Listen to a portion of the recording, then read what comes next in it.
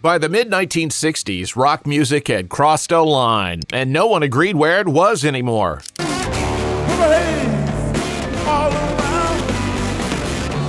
Some songs were attacked outright. Others were quietly avoided, ignored, or treated like problems no one wanted to explain.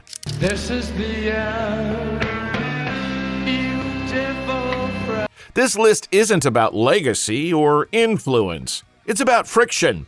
Moments where music made institutions hesitate, flinch, or push back. These are 11 controversial songs that didn't just soundtrack rebellion, they defined it. Number 11. One line in this song crossed a line. People heard it and didn't forget it. The Who, My Generation, 1965. Why don't you all fade away? They cut it at IBC Studios in London in October 65, and it hit the radio like a bad mood no one could smooth over. It wasn't friendly. It didn't try to win you over. Daltrey doesn't sing his way through the vocal, he pushes through it, forcing the words out before they can be polite.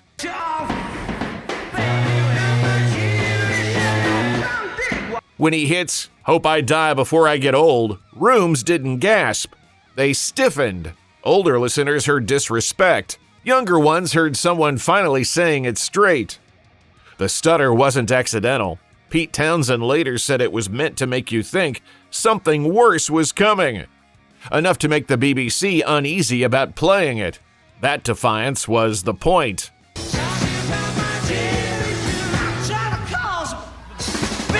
Number 10.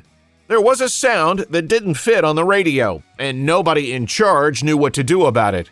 The Jimi Hendrix Experience. Purple Haze, 1967.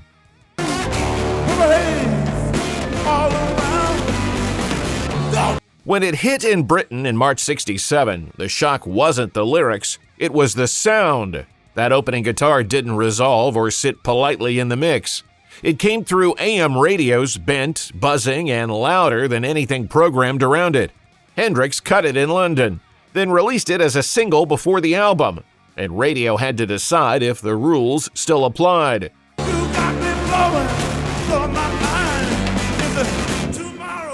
It reached number 3 in the UK, but in the US it climbed slower, peaking at 65. People argued later about drugs and symbolism. At the time, the problem was simpler. The sound ignored the rules and made the people in charge choose.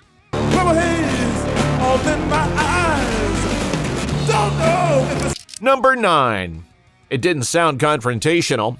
That's what made people uneasy. Jefferson Airplane, White Rabbit, 1967. And if you go chasing rabbits. Grace Slick brought this song with her into Jefferson Airplane, and when it landed on Surrealistic Pillow in 67, it slipped straight into the mainstream. Cut at RCA Victor in Hollywood and released as a single that summer, it climbed to number 8 on the Billboard Hot 100. The imagery comes straight out of Alice in Wonderland, but nothing about the delivery plays cute. The tempo never rushes, the vocal never winks. And the ones that mother gives you don't. Radio didn't hear fantasy, it heard drug references delivered calmly, on a million-selling record. No hysteria to dismiss, no chaos to blame. That left gatekeepers cornered. Pretend they didn't understand it, or admit they did and decide whether it belonged on the air. That tension is where the rebellion lived.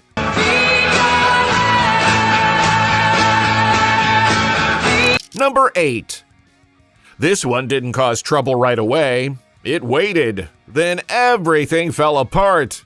The Doors, The End, 1967. This is the end.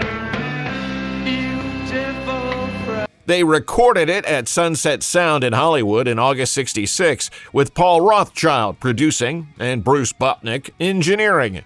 When The Doors arrived in January 67, The End already carried a reputation from the band's live sets. In the studio, it wasn't overproduced. The track was captured live in just 2 takes. Later spliced together, a performance, not a construction. All the children are ill. On stage, it went further. Morrison stretched it, darkened it. At the Whiskey A Go-Go, he pushed into explicit Oedipal territory. The room wasn't prepared to hear. The decision was immediate. The band was finished as the house act. This wasn't about charts or radio edits. It was about boundaries.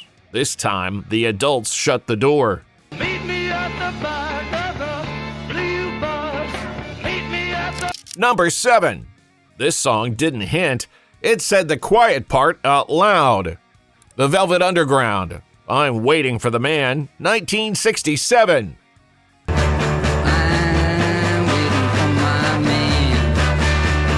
Lou Reed wrote it like reportage. No metaphor, a guy, a street, a wait, a buy. A heroin score described flatly, without a warning label or a wink.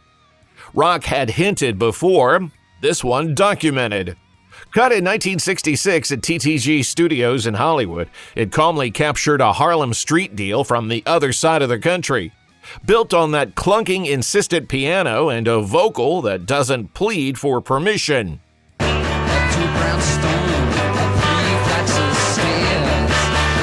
There was no big campaign against it, no dramatic ban. Radio mostly stayed quiet, and the Banana album sold poorly at first. That silence drew a line. Sometimes rebellion wasn't shouting. Sometimes it was saying it so plainly the industry chose not to answer. He's never early, he's always late. First thing you learn is... Number 6. Everyone wanted this song to pick a side. It refused to do that cleanly.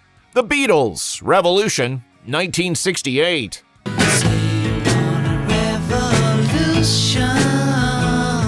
When it landed in late August 68 as the B-side to Hey Jude, the timing couldn't have been worse. Or better. Protests were turning sharper, and suddenly the biggest band in the world was being asked where it stood. Recorded at Abbey Road with George Martin producing and Jeff Emmerich engineering, the single version is loud and impatient.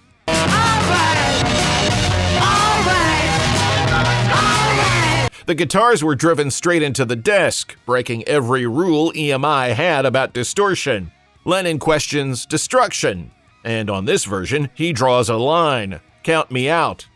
He refuses the role of spokesman, even as both sides demand one. Radicals heard caution, conservatives heard threat. Nobody felt represented. It didn't unite rebellion, it exposed the split inside it. Don't you know that you can count me out? Number 5. This song didn't ask how far was too far. It found out. MC5, Kick Out the Jams, 1969. Let me kick out the jam. Yeah, kick out the jam. Recorded live at Detroit's Grand Ballroom on October 30th and 31st, 1968, it came out in early '69 with no studio polish and no safety net. Just volume, politics, and confrontation pressed straight to vinyl. The opening line made the choice for everyone. Some stations wouldn't touch it. Hudson's refused to stock the album.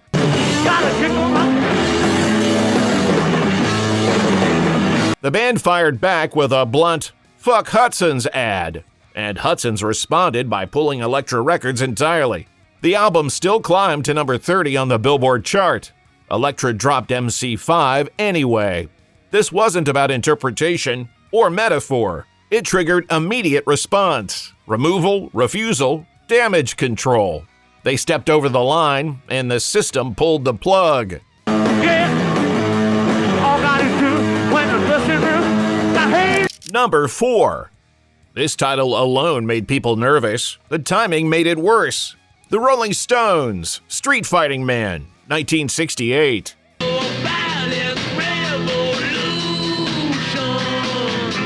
By mid-1968, the streets were already tense. Vietnam protests were escalating. Cities had burned after assassinations. Police and crowds were facing off on the nightly news. When the Stones released it in the U.S. in late August 1968, Just days after the Chicago Convention riots, some stations didn't even weigh the lyrics. They looked at the title and the headlines.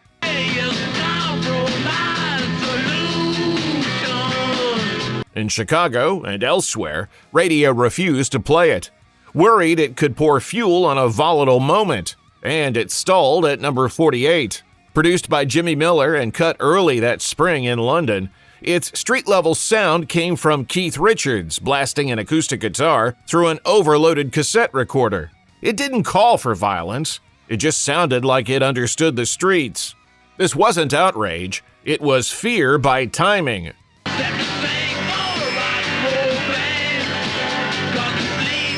Number 3. Fear had already moved into the streets, now it moved into people's heads.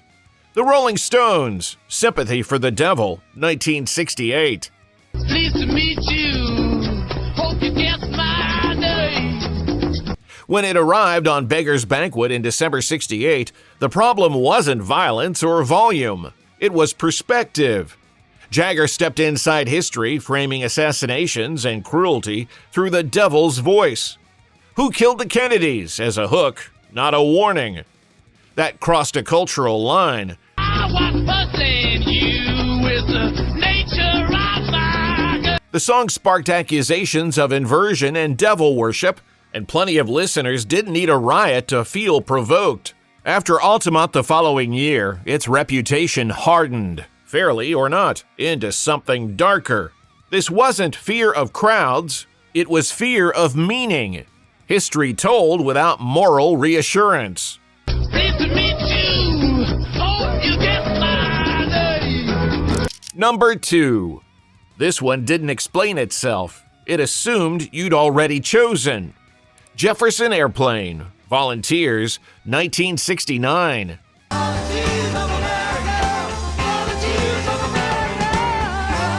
When it landed in late 69, Jefferson Airplane wasn't laying out a plan. They didn't need to. The title did the work. Written by Marty Balin and Paul Kantner and recorded at Wally Heider Studios in San Francisco with Al Schmidt producing, it stripped away psychedelic distance.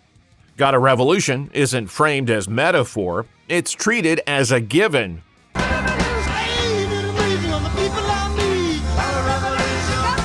You're either part of the moment or you're not. The militant edge came from Nicky Hopkins pounding piano, not studio tricks. Radio didn't know how to handle it, and it wasn't treated like a normal single, stalling at number 65 in the US. This wasn't protest as belief, it was alignment.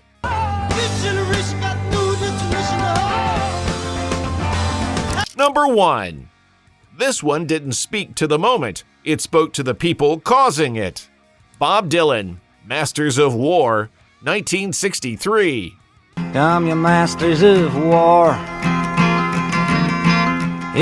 When Dylan recorded it in April 63, he stripped almost everything away. No storyline, no characters to hide behind. Just a direct address to the people who build the weapons and profit from the outcome, set to a haunting traditional melody borrowed from the old folk song Nonaman Town. What made it controversial wasn't the sound, it was the accusation. Dylan spoke to power without irony, without humor, and without giving the listeners a safe place to stand. You put a gun in my head. And you hide the money. The anger is personal, the judgment is moral. This wasn't a song meant to lead a march, it was meant to corner a target. It doesn't resolve, it doesn't forgive, it ends without blinking. By the end of the 60s, rebellion had splintered into many forms. This was the one that never softened.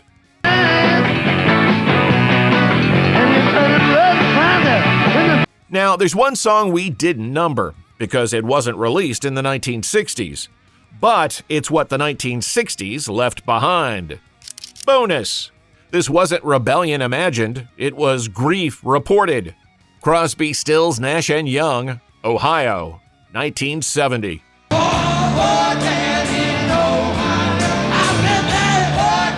It arrived within weeks of Kent State, May 4th, 1970. 4 students dead. Names in the paper. Photographs no one could look away from. Neil Young wrote it almost immediately. The band recorded it just as fast. And the line that stopped some stations cold wasn't symbolic. 10 soldiers and Nixon coming. A sitting president named outright. 10 soldiers and Nixon coming. We're finally. Some AM stations refused to play it, including in Ohio. Underground FM ran it anyway. Not because it was vague, because it was exact. This is where rebellion stopped being metaphor. No cover, no distance, just consequence.